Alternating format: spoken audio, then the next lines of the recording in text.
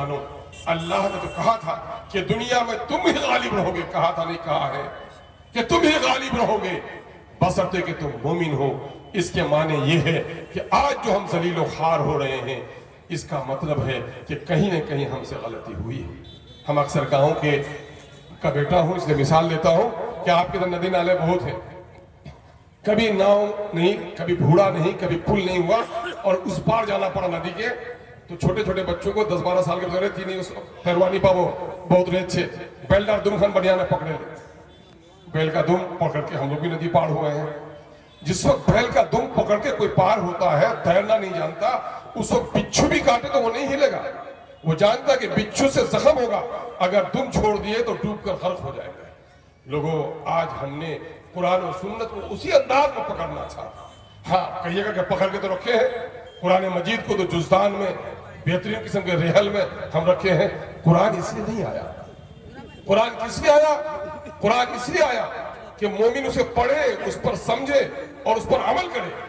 और वो कुरान इंसान की जिंदगी को जुमला मामला का हल पेश करता है। इसलिए मैं कहता हूं, जलसा कीजिए तो दीन की रोशनी में जलसा कीजिए, दीन की रोशनी में जलसा। औरतों का जलसा दिन को कीजिए, मर्दों का जलसा रात को कीजिए। दुनिया का बड़ा आलिम भी आ जाए, दुनिया में अल्लाह के रसूल से बड़ा कोई आलिम नहीं आया। जब अल्लाह के रसूल भी उस वक्त ईदेन में औरतें जाती थी, अल्लाह के रसूल मर्दों के लिए अलग खुतबा देते थे और औरतों में जाकर अलग से बात करते थे। एक बात बताइए मुझे, कोई ऐसा आलिम है जो दर्जा 3 के और दर्जा 10 के बच्चे को एक साथ एक क्लास में बैठा के पढ़ा दे? क्या जी छोटे मौलवी साहब लोग पढ़ा सकते हो? क्लास 10 के बच्चे को और क्लास 3 के बच्चे को एक साथ पढ़ा सकते हैं आप? नहीं पढ़ा सकते। तो मर्दों की जो जहनी सतह है वो ऊंची है और औरतों की जहनी सतह जो है वो बहुत नीचे है। अब अगर हम वक्फ बिल पर गुफ्तगू करें, मुल्क की सियासत पर गुफ्तगू करें, तो मेरी वो माएँ, मेरी वो बेटियां, मेरी बहनें क्या समझ पाएंगी? औरतों का मैदान कार अलग है। क्या है? वो तौहीद जाने कि तौहीद किसको कहते हैं, शिर्क क्या है, हलाल क्या है, हराम क्या है, पाकी क्या है, नापाकी क्या है, महरम कौन है और गैर महरम कौन है।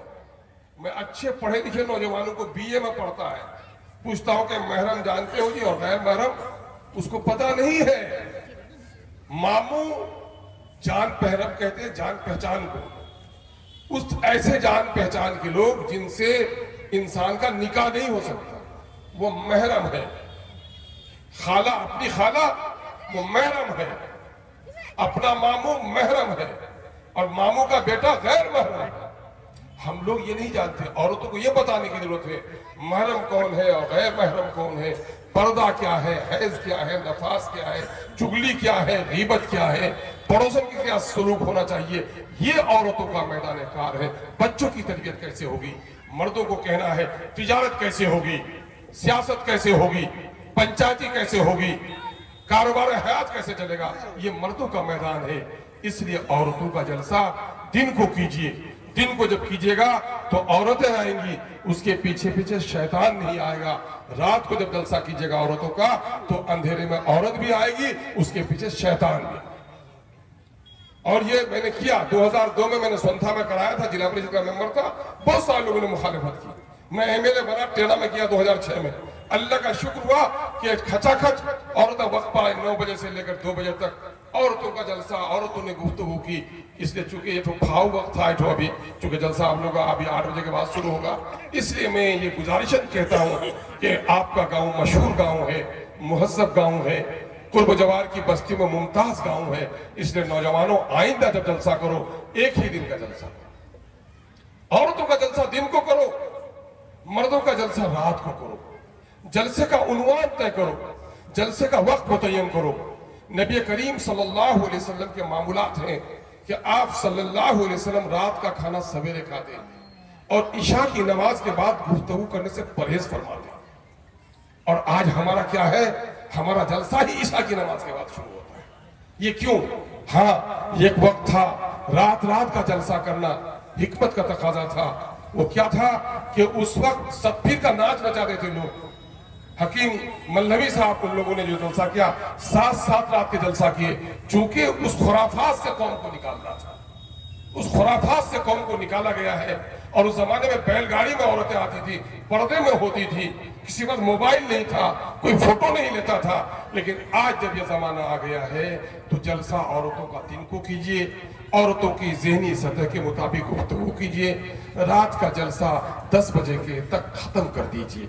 मैं समझता हूं कि दुनिया में सबसे बड़ी मीटिंग होती है यूएनओ की, यूनाइटेड नेशन की बैनुल अक़वामी मीटिंग होती है, 2-2.5 घंटे में खत्म हो जाती है। लोगों, अगर सुनकर अमल करना चाहो तो 4 घंटे की गुफ्तगू काफी है। ये जो हमारे कानों को रोग लग गया है गुलूकारी का, अरे एक हमारे तिलावत कलाम पाक हो जाए और एक हमारे शायर साहब अपना कलाम सुना दें।